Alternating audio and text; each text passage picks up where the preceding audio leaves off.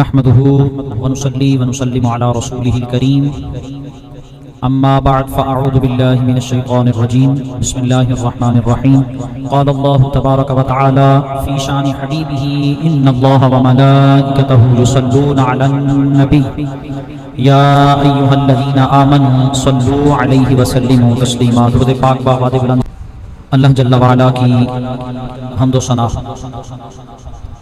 اور حضور سرور کائنات مغفر موجودات زینت بزم کائنات دستگیر جہاں غمگسار زماں سید سروراں حامی بے کساں قائد المرسلین رحمت للعالمین آقا نامدار مدنی تاجدار عرب و عجم فخر بنی آدم رسول محتشم صلی اللہ تعالی علیہ وآلہ وسلم کے دربار گہربار میں ہدیہ درود و سلام پیش کرنے کے بعد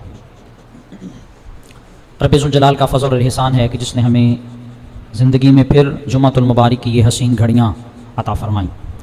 رب لم یزل کی بارگاہ میں دعا ہے خالق کائنات آج کے درس و بیان میں جو کچھ ہم سماعت کریں اللہ مجھے اور آپ سب کو عمل کرنے کی توفیق عطا فرمائے۔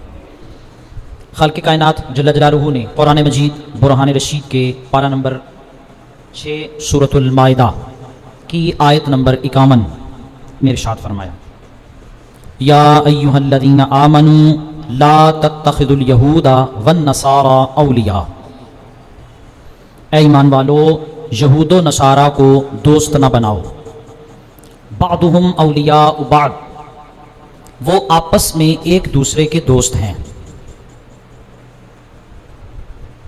اچھا یاد رہے عربی کے اندر یا ایھا جب حرف ندا ہو اور اس کے بعد ایھا آئے اور اس کے بعد جس بندے کا ذکر کیا جائے وہ بندہ بڑا خاص ہوتا ہے، جیسے ذکر فرمایا آمنو تو ایمان والوں کو خاص کر دیا، یہ خطاب اور کسی کو نہیں ہے، یہ ایمان والوں کو خطاب کیا جا رہا ہے یا ایھا الذین آمنو، پہلی بات۔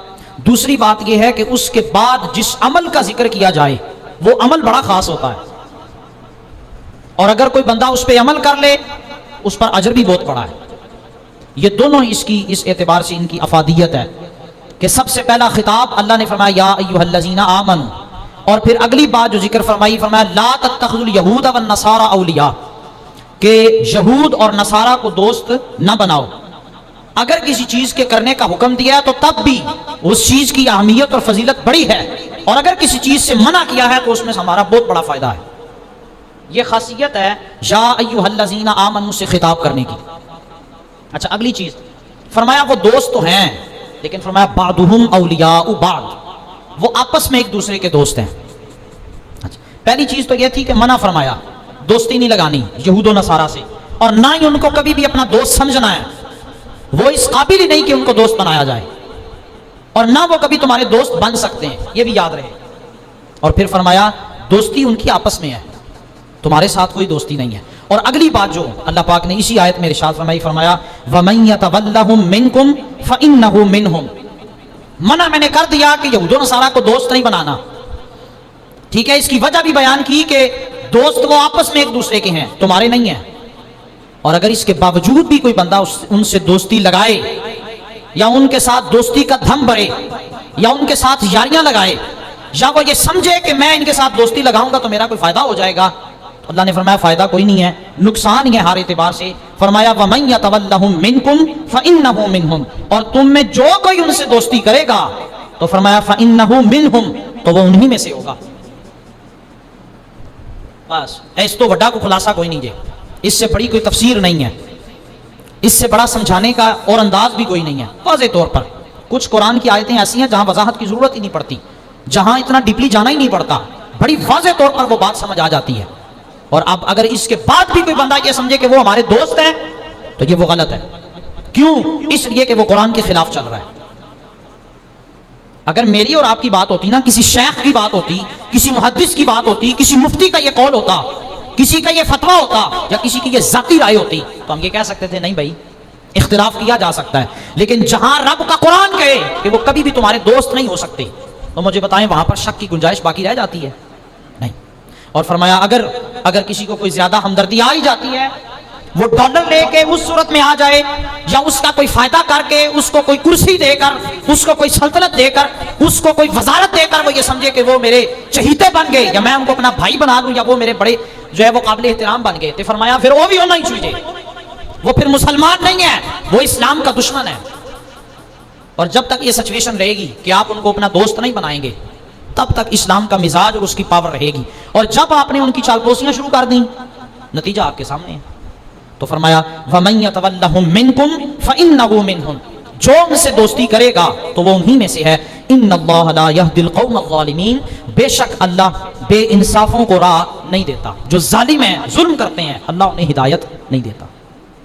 یہ جی آیت مقدسہ. اب اس سے آگے چلتے ہیں, اگلا جو آج ہمارا اصل بیسک جو ہمارا موضوع تھا, جو فلسطین کے اس وقت حالات چل رہے ہیں کچھ اس کے حوالے سے بھی, اور جو یہود و نصارہ کا پروپیگنڈا ہے یا ان کا جو منصوبہ ہے اس پر ہم تھوڑی سی آج گفتگو کریں گے تاکہ مسلم امت کو پتہ تو چلے کہ یار یہ سارا مسئلہ ہے کہ وہ کیوں لڑی جا رہے ہیں, مسئلہ کیا ہے, وجوہات کیا ہے جس کی وجہ سے اتنی قتل و غارت کا معاملہ چل رہا ہے. تو آج اس پر تھوڑی سی گفتگو کریں گے, لیکن کریں گے قرآن و سنت اور دلائل کی روشنی میں. اے میں ہواج گلنا کرنے کے آمادی نہیں ہیں اور نہ سنانے کے ہیں, تو باقاعدہ پروف اور اللہ رسول کے اس قول کے مطابق کہ سب سے پہلی بات فرمایا دوستی کرنی ہی نہیں.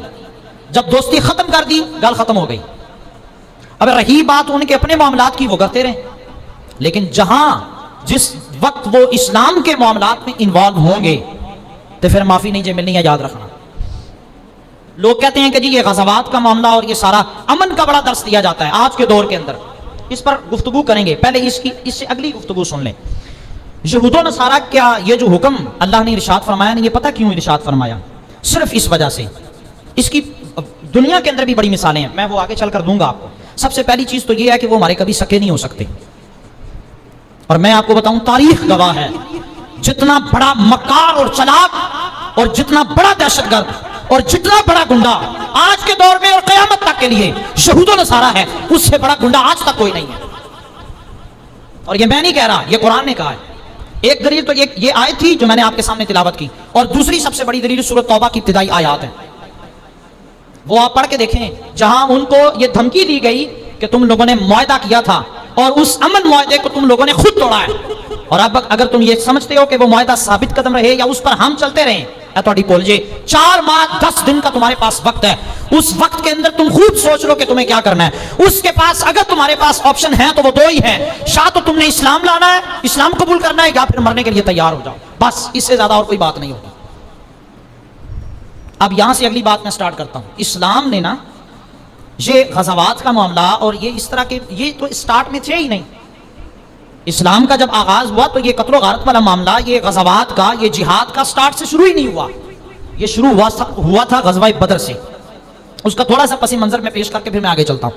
غزوہ بدر کا جس وقت معاملہ ہوا نا, تو نبی صلی اللہ تعالیٰ علیہ وآلہ وسلم کو جس وقت یہ خبر ملی کہ ابو سفیان اپنا قافلہ وہ تجارت کا لے کے وہاں سے گزر رہا ہے, تو نبی علیہ السلام نے فرمایا کہ چونکہ جس وقت ہم لوگ مکہ سے آئے تھے نا, وہاں سے ہجرت کی تھی, تو خالد بن ولید اور ان کے اور بھی 2-3 سردار تھے جو بعد میں نجاشی بادشاہ کے پاس آئے حبشہ میں, اور پیچھے آگے انہوں نے کہا جی کہ ہمارے باغی ہیں. آپ اندازہ کریں ہجرت کے بعد بھی جان نہیں چھوڑی. اس کو کہتے ہیں گنڈا گردی, کہ بھئی اگر مسلمان وہاں سے چلے گئے تمہاری تکلیفوں مصیبتوں پریشانیوں سے تنگ آ کر, اب تمہیں کیا ضرورت پڑی ہے کہ تم ان کا پیچھا کرو. اور یہی قیام پاکستان تھا. آزادی کے بعد تمہیں کیا ضرورت پڑی کہ تم آج بھی اسلام کے معاملات میں انوالو ہو. وہ معاملہ آج بھی ویسا ہی ہے جب اس وقت تھا. تو انہوں نے کہا کہ یہ ہمارے باغی ہیں, آپ ان کو بھیج دیں. نجاشی بادشاہ بڑا دلیر تھا اور دور اندیش تھا. انہوں نے کہا نہیں بھائی نہیں, میں سنوں گا انہیں, میں دیکھوں گا, میں پرکھوں گا, پھر اس کے بعد تمہیں جو ہے وہ ان کے حوالے, ان کو تمہارے حوالے کروں گا. خیر جس وقت انہوں نے سنا تو انہوں نے کہا جی آپ ان سے پوچھیں یہ عیسیٰ بن مریم کے بارے میں ان کا عقیدہ کیا ہے. تو وہاں پہ حضرت جعفر بن طیار انہوں نے یہ بڑی خوبصورت انداز سے سورہ مریم کی تلاوت کی. انہوں نے کہا جی ساڈا عقیدہ تے ہے. وہ نجاشی بادشاہ کھڑا ہوا اپنے تخت سے اور اٹھ کے اس نے نا ایک لکیر کھینچی, اور لکیر کھینچ کے اس نے کہا میرے تے تواڈے وچ اس لکیر دا بھی فرق نہیں جائے گا, آج کے بعد تم یہاں رہ سکتے ہو. اور یہ وہی بادشاہ تھا جس کا پہلی دفعہ نبی علیہ السلام نے غیبانہ نماز جنازہ پڑھایا تھا. یہ وہی حبشہ کا نجاشی بادشاہ تھا. تو جس وقت یہ معاملات ہوئے کہ انہوں نے پیچھا نہیں چھوڑا, جو بندہ بھی جاتا تھا اس کو پکڑ لیتے تھے, کبھی اس کو تکلیف دیتے, کبھی اذیت دیتے, کبھی اس کا مال لوٹتے. یہ ساری سچویشن رہی. اب جب ابو سفیان قافلہ لے کے جا رہا تھا تو نبی علیہ السلام نے فرمایا اسی بھی انہوں روکاں گے. بھئی ایک بندہ اپنے سفر پہ جا رہا ہو یا تجارت کر کے واپس جا رہا ہو اپنے گھر میں, آپ اس کو روکیں, اس کو تنگ کریں, ٹھیک ہے جی, اس کو ڈسہارٹ کریں, اس کو تکلیف دیں, تو وہ کیا کرے گا؟ وہ خوشی کا اظہار کرے، پریشان ہوگا۔ نبی علیہ السلام نے فرمایا اینا بھی سانو کیتا ہے تے اسی بھی اینا کوئی کریں گے، کیونکہ اسلام کا یہ مزاج ہے جو تم سے جتنا کرے آپ اس کے ساتھ اتنا کر سکتے ہیں۔ نبی علیہ السلام نے فرمایا بھی ہم بھی اس قافلے کو روکیں گے، جسٹ بات یہ ہوئی تھی کہ روکنا ہے بس، بدر کا معاملہ نہیں تھا، نہ اس وقت یہ ہمارے پیش نظر لڑائی تھی بدر کی۔ نبی علیہ السلام نے فرمایا ہم ان کو روکیں گے تاکہ ان کو اس چیز کا احساس ہو کہ جب کسی کو روکا جاتا ہے، تکلیف دی جاتی ہے تو اس کو یہ پریشانی ہوتی ہے۔ اچھا، ابو سفیان کو جب یہ پتا چلا تو اس نے بندہ بھیجا واپس ابو جہل کے پاس مکہ میں، انہیں کہا یہ معاملہ ہو گیا ہے لہٰذا تم لشکر لے کر آؤ۔ ادھر سے ابو سفیان کو اس کی حکمت عملی تھی، جو بھی خیر بعد میں مسلمان ہو گئے تھے ابو سفیان رضی اللہ تعالیٰ عنہ، آپ کو یہ حکمت عملی سمجھ آئی یا کیا معاملہ ہوا؟ آپ نے رستہ چینج کیا اور مکہ کی طرف روانہ ہو گیا، اور ساتھ ہی بندہ بھیجا ابو جہل کی طرف کہ اب تمہیں آنے کی ضرورت نہیں ہے، میں رستہ بدل کے ملک شام سے آ رہا تھا تو رستہ بدل کے میں جو ہے وہ مکہ پہنچ جاؤں گا، لہٰذا تمہیں آنے کی ضرورت نہیں۔ ایتھے ہن ویکھنا ذرا گل سننا بڑی توجہ والی ہے۔ ابو جہل کے پاس جب وہ بندہ پہنچا نا، اس نے جا کے یہ کہا کہ ابو سفیان نے کہہ دیا کہ امن ہے، کوئی ایشو نہیں ہے، آپ اب نہ آئیے گا۔ ابو جہل نے کہا لے ہمارے پاس لشکر ہے، ہمارے پاس اسلحہ ہے، ہمارے پاس سب کچھ ہے، ہم تو جائیں گے، اور اب ہم نکلے ہیں تو ہم لڑ کے آئیں گے، ویسے نہیں آئیں گے۔ تو لڑائی دی ابتدا کتوں ہوئی؟ پھر مسلمان نے کی نہیں، اور یہ بات ان کو پتا تھی اور بخوبی وہ جانتے تھے کہ ہمارا مقصد لڑائی نہیں ہے، ہمارا مقصد صرف جس اس قافلے کو روکنا تھا بس۔ لیکن ابو جہل کو بڑی آکر تھی، اس نے کہا نہیں جی اسی جاواں گے، انہوں نے کہا پھر آجو، اور تاریخ رقم کی گئی 1000 کی تعداد اور ادھر سے 313، تسلا بھی پورا کوئی نہیں، 6 تلواریں تھی بڑی مشکل سے اور 2 زرہ تھی، 6 گھوڑے تھے ان کے پاس۔ تو پتہ یہ چلا دنیا کے اندر پھر یہ بات رقم کر دی گئی کہ جڑی جنگ لڑی جاندی اللہ رسول کے لیے، اس کے لیے تلوار کی ضرورت اور ہتھیار کی ضرورت نہیں ہوتی، مگر نہ ایٹم ہے گا نہیں، کدھر گیا وہ ایٹم آج؟ تو اس لیے جنگ کبھی بھی تعداد کی بیس پر اور ہتھیار کی بیس پر نہیں لڑی جاتی، اللہ اور اس کے رسول کے جذبے اور ایمان کی حرارت سے لڑی جاتی۔ اچھا جی، اگلی بات، اللہ یا رسول اللہ یا علی، تھوڑا سا اختصار کے ساتھ اب یہاں پر بڑی توجہ کے ساتھ آنے جانے والوں کو نہ دیکھیے گا، بڑے اہم نکات ہیں، یہود کے منصوبے جو وہ چاہتے ہیں اس کو ہم ڈسکس کریں گے۔ سب سے پہلی بات، 5 نکاتی ایجنڈا ہے یہود کا، بڑی توجہ سے سنیے گا۔ سب سے پہلا آرمیگڈون، سب سے پہلا، اس کے بعد گریٹر اسرائیل، اس کی آڑ کے اندر وہ قائم کرنا، یہ دوسرا منصوبہ۔ نمبر 3 مسجد اقصی اور قبرۃ الصغریٰ کو گرانا، نمبر 3۔ اور ہوگا کیا؟ یہ ان کا وہاں پر 3rd ٹیمپل بنے گا جہاں پر اس وقت مسجد۔ اچھا یہ بات میں آپ کو ساتھ یہ بھی بتا دوں، آج کل آپ سوشل میڈیا پر جو پکچر دیکھتے ہیں نا بیت المقدس کی، گولڈن ڈوم، وہ بیت المقدس نہیں ہے، جو گولڈن کلر کا گنبد ہے وہ بیت المقدس نہیں ہے، وہ مسجد اقصی نہیں ہے، یاد رکھیے گا، دکھائی وہی جاتی ہے لیکن حقیقت میں وہ بیت المقدس نہیں ہے، اس کے بالکل اپوزٹ سائڈ پہ جو مسجد ہے جس کا گرے کلر کا گنبد ہے اس کو کہتے ہیں بیت المقدس، اور سن 70 عیسوی کے اندر اس کو جلایا گیا، اور جس نے اس کو جلایا تھا بعد میں اس کو انہوں نے پاگل ڈکلیئر کر دیا، تاکہ اس کو دنیا کا اصول ہے نا جو بندہ پاگل ہو اس کو سزا نہیں ملتی، تو بعد میں انہوں نے اس بندے کو پاگل ڈکلیئر کر دیا جب اس نے وہ بیت المقدس کو معاذ اللہ جلا دیا۔ تو سب سے پہلی چیز وہ وہاں پر 3rd ٹیمپل بنے گا، اور وہ مسجد جو حضرت سلیمان علیہ السلام نے بنائی تھی 1000 قبل مسیح کے اندر، پھر وہ برباد کر دی گئی نیرو بن نظر نے، اور پھر وہ دوبارہ بنائی گئی، اور پھر سن 70 عیسوی میں اس کو گرا دیا گیا، اور آج تک وہ گرا ہوا ہے۔ یہودیوں کا جو قبلہ ہے، جو وہاں پر جا کے وہ جو دیوار ہے ان کی ویل وال، جہاں پر جا کے وہ روتے ہیں پیٹتے ہیں، جو بھی ان کی عبادات کرتے ہیں، وہ آج تک گری پڑی ہے، وہاں وہ تعمیر کی جائے گی۔ اور نمبر 4 وہاں پر تخت لا کے رکھا جائے گا حضرت داؤد علیہ السلام کا، جس پر حضرت داؤد علیہ السلام کی تاج پوشی کی گئی تھی، پھر اس کے بعد حضرت سلیمان علیہ السلام کی وہ تاج پوشی اسی تخت پر ہوئی۔ اچھا اب یہ تخت کہاں پہ ہے یہ ذرا سنیے گا، لندن کے اندر پارلیمنٹ کا جو ان کا سب سے بڑا چرچ ہے ویسٹ بٹن اوے کے اندر، وہاں یہ جو پتھر ہے یہ وہ موجود ہے، اور ایک کرسی کی شکل میں اس کو بنایا گیا ہے، یہ وہاں پر موجود ہے، اور اسی پر جو ہے وہ حضرت داؤد علیہ السلام، حضرت سلیمان علیہ السلام، اور بعد کے اندر انگریزوں میں بھی جو کوئی بھی بادشاہ بنتا اسی تخت پر بٹھا کے اس کی تاج پوشی کی جاتی ہے، وہ وہاں پر جو ہے وہ رکھا جائے گا۔ وہ اس وقت موجود تھا ہیکل، جو ہیکل سلیمان علیہ السلام نے بنایا تھا وہاں پر موجود تھا، لیکن سن 70 عیسوی کے اندر ٹائٹس نے اس کو گرایا، اور وہ وہاں سے اس کو لے کے روم چلا گیا، روم سے وہ آئرلینڈ گیا، آئرلینڈ سے اسکاٹ لینڈ گیا، اسکاٹ لینڈ سے انگلینڈ گیا، اور 14ویں صدی سے لے کے آج تک وہ پتھر اس انگلینڈ کے اندر موجود ہے، وہ لا کر اس 3rd ٹیمپل کے اندر رکھا جائے گا، اور یہودیوں کے مذہب کے مطابق ان کا مسیحا دجال وہ وہاں پر آ کر بیٹھے گا، اور پھر اس کی تاج پوشی کی جائے گی۔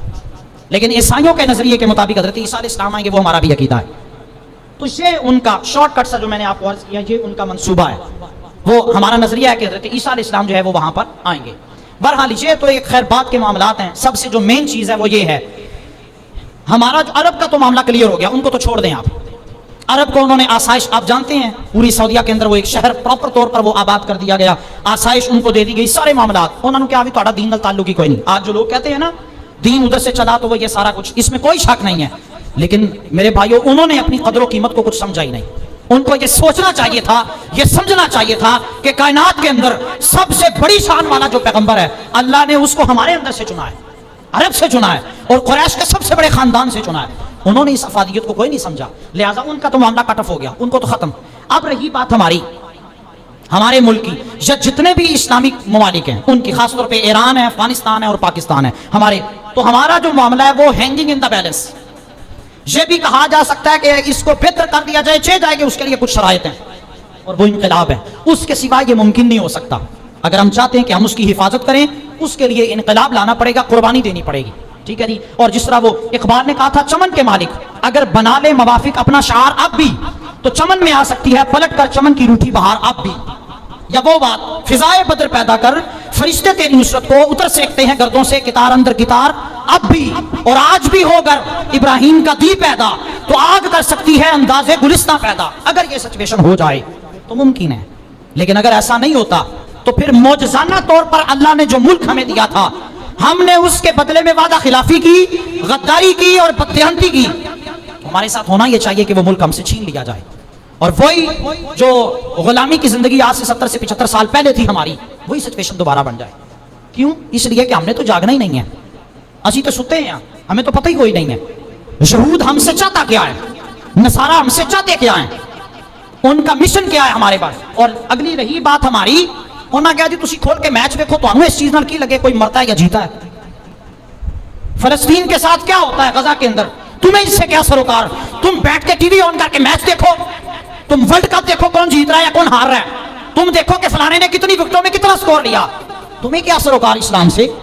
یا موبائل دیکھو، ٹک ٹاک دیکھو، سوشل میڈیا استعمال کرو، یا تمہارا دھیان تو صرف غربت کی طرف ہونا چاہیے کہ یار ہماری معیشت 75 سالوں کے اندر آج تک جو ہے وہ سٹیبل نہیں کر سکی، 80-75 سالوں میں اپنی پتی پوری نہیں کر سکے، 70 اور 75 سال کے اندر ہماری وہی سیاست پڑی جو آج تک ہمیں سمجھ نہیں آ سکی. اور قیام پاکستان ہم نے حاصل کس لیے کیا تھا؟ قرارداد مقاصد پڑھ کے دیکھیں، مقصد کیا تھا؟ لا الہ الا اللہ. یہ بنیاد تھی اس ملک کو بنانے کی. کیا کیا ہم نے؟ وہ کتنے گئے اسلام؟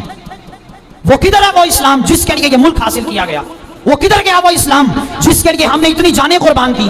وہ کدھر گیا اسلام جس کے لیے ماں نے اپنے حمل ضائع کروائے؟ وہ کدھر گیا اسلام جن کے لیے ہم نے بزرگوں، علماء اور محدثین کی قربانیاں پیش کی؟ کدھر گیا وہ؟ کوئی نہیں، ختم. اور اب آج آ کر اگر یہود و نصارہ ہم سے یہ بات کرتے ہیں بھائی امن کی گال کرو، امن کی بات، تو ہٹلر نے جس وقت یہ مروائے نا یہودی 1943 کے اندر، اور یہ جو ہیں وہ وہاں سے بھاگے کشتیوں کے ذریعے، بوٹس کے ذریعے سے وہاں سے بھاگے، اور انہوں نے نا اپنے جہازوں کے اندر ایک جملہ لکھا تھا. وہ جملہ سنیے گا. انہوں نے کہا the German destroyed our families our hopes, do not you destroy our hopes. اس نے کہا جی جرمن نے ہمارے ساتھ بڑا ظلم کیا ہے، ہٹلر نے بڑا ظلم کیا ہمارے ساتھ، تم لوگ ہمیں پناہ دو. نہ امریکہ نے پناہ دی، نہ فرانس نے پناہ دی، نہ کسی اور ملک نے پناہ دی. وہاں اس وقت یہودیوں کو اگر کسی نے پناہ دی تھی تو وہ فلسطین ہے. آج آپ دیکھ رہے ہیں کہ وہ فلسطین جس نے اس وقت ان یہودیوں کو پناہ دی، آج وہ ان کے احسان کا بدلہ اس انداز سے چکا رہے ہیں. اور ہٹلر نے بڑا تاریخی جملہ کہا، وہ بھی سنیے گا، وہ بھی میں آپ کو سناتا ہوں. ہٹلر نے اس وقت یہ کہا تھا، اس نے ایک کنواں کھدوایا، ٹھیک ہے جی، اور کنواں کھدوا کے نا اس نے کہا کہ ایک طرف عیسائیوں کو بٹھایا اور دوسری طرف یہودیوں کو، اور عیسائیوں کو کہا کہ تم یہودیوں کو مارو، مار کے اسی کنویں میں پھینک دو. عیسائیوں نے ہٹلر نے پتا کی کیا؟ انہوں نے کہا نہیں تو زیادتی نہ کر، تو اس طرح کر ہمیں بھی چھوڑ دے اور ان کو بھی چھوڑ دے، ہماری جان بھی چھوڑ دے اور ان کی بھی چھوڑ دے. تو خیر انہوں نے، ہٹلر نے کہا بھی نہیں اس طرح تو نہیں ہو سکتا. پھر ہٹلر نے یہودیوں سے کہا کہ عیسائی تمہارے سامنے ہیں، اگر تم ان کو مار دو تو میں تمہیں چھوڑ دوں گا. یہودیوں نے 1 منٹ نہیں لایا، عیسائی سارے پکڑ کے اس کنویں کے اندر پھینک دیے. اور ہٹلر نے تاریخی جملہ کہا، اس نے کہا کہ میں نے 60 لاکھ یہودیوں کو مارا ہے، اور اگر کسی کو یہ سمجھ نہ آئے کہ میں نے ان کو کیوں مارا تھا تو میں 1.5 کروڑ کے قریب یہودی چھوڑ رہا ہوں، اور تم لوگوں کو رہتی دنیا تک یہ بات یاد رہے گی کہ میں نے اس لیے ان کو زندہ چھوڑ دیا تاکہ دنیا دیکھے کہ میں نے ان کو مارا کیوں تھا، صرف اس لیے کہ یہ کبھی کسی کے سکے نہیں ہو سکتے. 60 لاکھ یہودی مارا اس نے، ٹھیک ہے. اور آل ورلڈ کے اندر، پورے ورلڈ کے اندر جو پاپولیشن ہے دنیا کی وہ 8 ارب ہے. 8 ارب گل بڑی دھیان نال سننا اور یاد کر کے جائیے گا اس بات کو. 8 ارب کے قریب یہود کی آبادی ہے, 8 مسلمانوں کی, بلکہ آل ورلڈ کی آبادی 8 ارب کے قریب. اور یہودی پتہ کتنے ہیں؟ 16.1 ملین. 1.5 کروڑ بھی آبادی نہیں بنتی. پوری دنیا کا 0.2%, آل ورلڈ کی آبادی کا 0.2% یہود کی آبادی ہے. اور وہ 1.5 کروڑ پوری دنیا کے سب سے بڑے گنڈے بن گئے. فلسطین کو آگے لگا لیا اور 34 مسلم ممالک کو انہوں نے آگے لگایا ہوا ہے. 0.2% کی آبادی. ظاہری بات ہے باہر سے کوئی اندر بندہ انٹر ہو ہی نہیں سکتا. یہود باہر سے کسی مذہب کے بندے کو اندر انٹر نہیں ہونے دیتے. اور کہتے بس جڑا جمدے ہیں یہودی سے ہو یہودی ہے, بس باقی ختم. یہ وہ لوگ ہیں جو ہمیں امن کی بات کرتے تھے اور ہمیں کہتے تھے جی بڑا امن ہونا چاہیے. ہٹلر نے 60 لاکھ یہودی مارا. ہٹلر مسلمان تھا. اور اگر آپ اس سے آگے چلیں, دوسری جنگ عظیم کے اندر 50 سے 55 ملین لوگ مارے گئے, مسلمان نے مارے تھے. پہلی جنگ عظیم کے اندر 5 لاکھ بندہ مارا گیا, مسلمان نے مارا تھا اس کو. اچھا اس سے آگے چلیں, بوسینیا کی جنگ کے اندر 1 کروڑ بندہ مارا, مسلمان نے مارا تھا.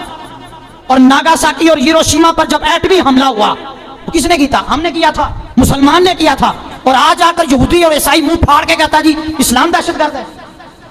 سب کا سب فراڈ ہے. اور اس کے اندر وہ میڈیا بھی انوالو ہے جو آج کہتا ہے کہ جی یہ ایسے تو یہ فلانا اور یہ ایسے ہو گیا, دیکھو جی زیادتی ہوگی فلانے کے ساتھ اور فلانے کے ساتھ زیادتی ہو گئی. اب وہ کدھر گئی؟ پوری دنیا کا یہ اصول ہے کہ جہاں بھی کوئی بھی جنگ ہوگی, نہ عورتوں کو, نہ بچوں کو, نہ بزرگوں کو, اور نہ ہی عبادت گاہوں کو نشانہ بنایا جائے گا. آج فلسطین کے اندر کیا ہو رہا ہے؟ بچوں پہ میزائل داغے گئے, عورتوں پہ میزائل داغے گئے, اور مساجد اور عبادت گاہوں پہ میزائل داغے گئے. کدھر گیا امن؟ یہ وہی لوگ تھے نا جو امن کا درس دیتے تھے. تو اس لیے میرے بھائیوں, ہم اپنی حیثیت, اپنے معاملات اور اپنی اوقات کو پہچانیں کہ بھائی ہمارا معاملہ کس طرف جا رہا ہے.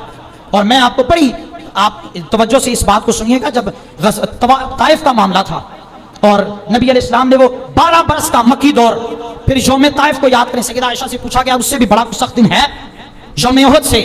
آپ نے فرمایا نہیں. پتہ کیا ہوا تھا یوم احد پر؟